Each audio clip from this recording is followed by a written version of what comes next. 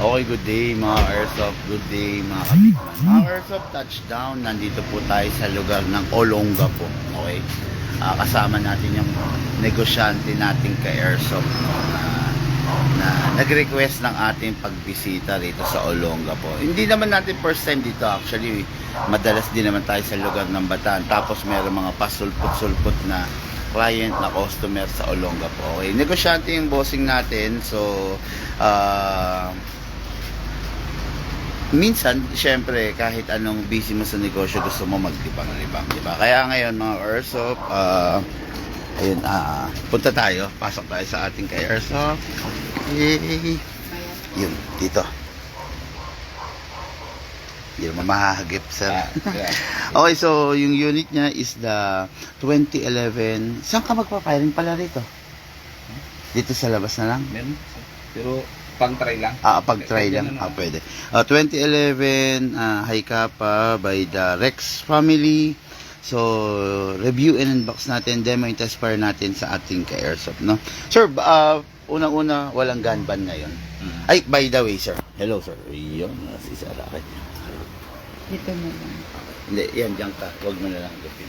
Ayun, yung unit mo, sir, 1:1 replica ng tunay. Hindi pwedeng ilabas, sir, ha? Kung sakasakali lang, ingat lang tayo, sir, no? Wala namang gun ban ngayon, okay lang naman. Yung unit, sir, lifetime warranty. Nagka-problema, 2 years, 3 years, 4 years from now, lifetime warranty, kontakin nyo lang kami. Wag po kayo mag-alilangan kasi yung unit nare-repair. Especially yung unit niya 2011, standard unit to, napakadaming piyesa nito just in case na magka-problema, just in case na masira. Sir, number 1, ang Airsoft ayaw na malamig. Pag malamig ang paligid, kumbaga, hindi siya, walang init yung paligid, medyo weak siya. Pero pag mainit ang paligid, gustong-gusto niya. Yun lang, kaya nga nag-yellow yung mga gas natin. Anyway, sir, may proper maintenance po tayo sa unit. Okay? Yan po ang ituturo ko sa inyo. Pero ito muna, may beaver tail unit mo, sir.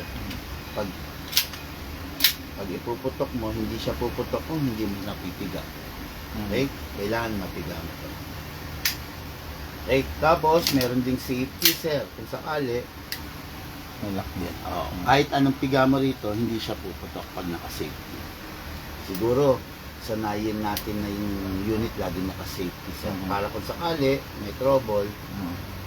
Okay. Tapos may bigay ako sa yung tips mamaya regarding kung paano mo siya maximize yung paggamit, especially sa mga self-defense.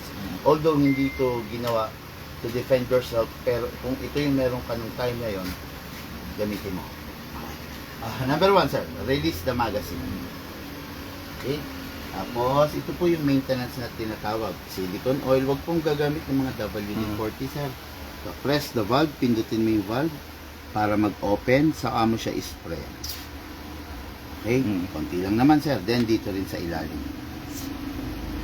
Tapos, sir, okay na po yun. Then, sa unit, kasan nyo po, ilock nyo ito manually. Okay? Sprayan nyo po dito. Okay? Then, dito rin, sir. Ito. Tapos yan, release. Back nyo muna to. Then, hatakin nyo to. Tapos, rest. Sa tuwing bago kayo mag-firing, maglagay ng magazine, siguraduhin yung ito, nakabalik nyo. Yung unit ni sir, naka-fine-tuning, naka-trigger job, naka-hammer protection pad na. Okay, 3 upgrade na nakakarga rito. Ayan. Ito po yung gas. Yung unit nyo upgraded kaya matipid sa gas. 1 canister is equivalent to 50 magazine. Pag hindi po siya naka-upgrade, mga 20 lang po. Okay? Basta natin po, sir. Then, pag maglalagay po ng gas, wag pong pahiga or patayo. Kailangan po patao. Then, press down. 1, 2. Ano yung gas? Walang laman. Nag-yellow. Ayaw pumasok. Wala, nag-yellow. Pero sige, kahit pa paano meron naman to. Okay, tapos sir, ito, ang tawag dito sir, speed loader.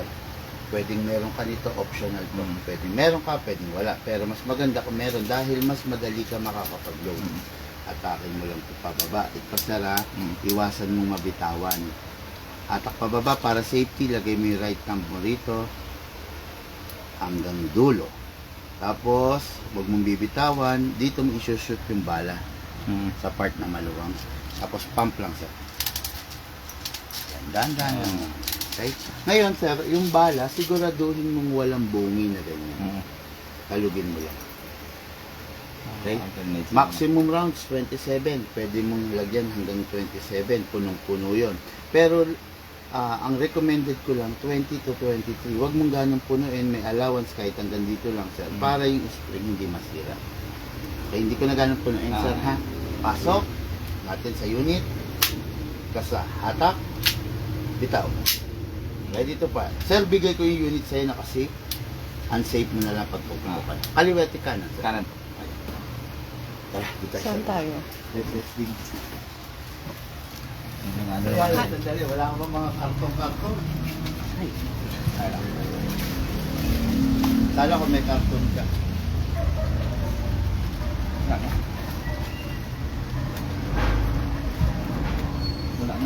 Wala na. Sige, sige. Okay na, sir. Ay, kahit sa basahan na part, sir. Diyan mo na lang patamain, sir. Nakakasa na tayo, no? Yes, sir. Yes, sir. Saan yung safety pin ko ito? Baba mo lang. Go. Firing. One shot natin, no? Yes, sir. Hindi siya kalakas. Ato, saglit lang po. Dali. Okay. Firing.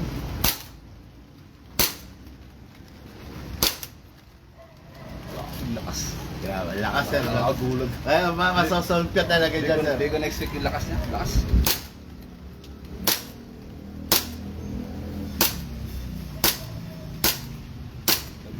Ganda. Open slide kasi wala nang bala. So, next thing to do, sige, saluhin mo yung magazine. Sorry. Remove the magazine, then release the slide, baba mo, para bumalik, then rest. Point down. Yo. Pigulat si sir, malakas. Souls talaga yan eh. Basta Solid. mga 6.0, mga Earth, mga Godfather edition, yung ganyan, mga sir. Tapos sir, yung unit tulad yun, sabi ko, lifetime warranty.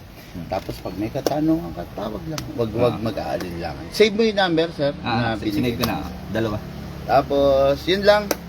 Guys, have a blessed day. After nito, Lubao, Pampanga na. Ay, hindi. Dinalupian and Lubao, Pampanga. Thank May you. tanong pa lang. Paano yun nakikita ko na nire-release mo yung hangin? Ano yun? Yung ano, pag halimbawa, hindi mo siya gagamitin, Ah. matagal mo, sa tingin mo,